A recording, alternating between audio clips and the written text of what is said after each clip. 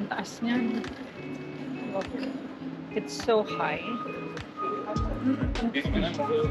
Tapos inaayos pa din siya. Because hindi pa siya tapos.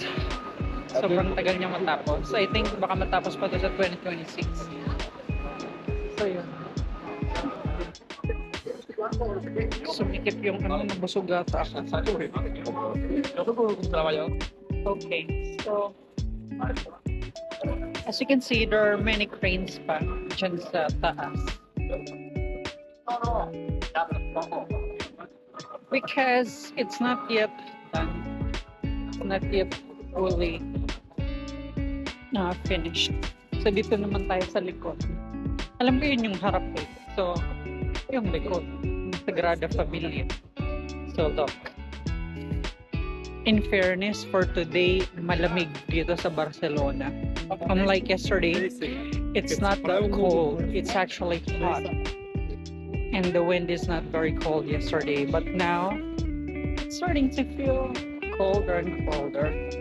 Like, it will be because it's autumn. I mean, fall is starting na. So, kung kailan sakto. Kung kailan naman ako hindi nagdala ng jacket. Kasi sabi ko nga kahapon, nag-jacket-jacket ako. Hindi siya malamig at all. Like, hindi talaga. Pero ngayon, the wind is feeling different. It's cold. So look at that.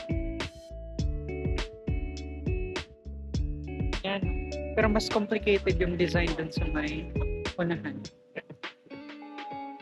Ang tagal. Ang tagal makakawin. Ang tagal na mag-breakloads. Yung dito, parang mas simple lang yung design.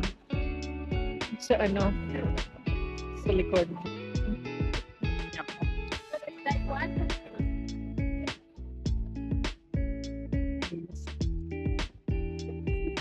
OMG, ang lamig. Wala akong jacket.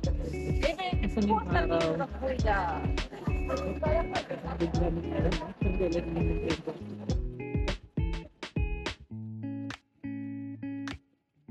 Bakit may bus? Merong bus na panira ng view.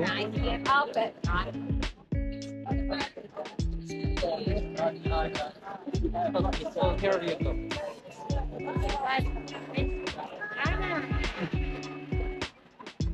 Yeah.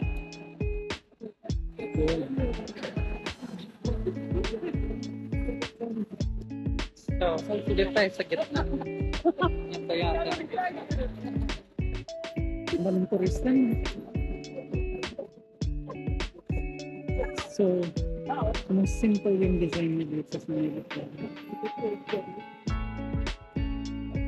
Grabe, sagrado Familia pa din ako. Ilang oras na ako dito sa Spain. I'm living, I haven't seen other things yet. Because I need to see the Barcelona Cathedral. I hope you know.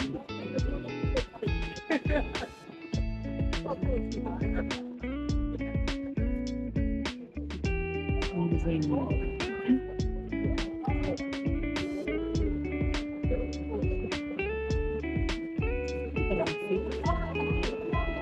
If I have to work in $2. At hindi pa yun umakit sa taas na. Sa loob pa lang yun sa Sagrada Familia. So, I think it's expensive.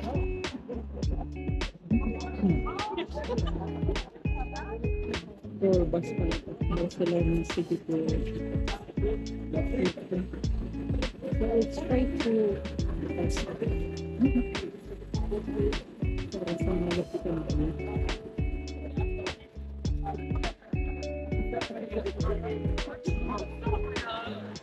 Mas ano yung sculpture dito, yung mga statue. Mas edgy. Mas kanto-kanto. Hindi ko pala mga statue din sa ano talaga. Yung parang kanto-kanto. So, sa Sagrada Familia. You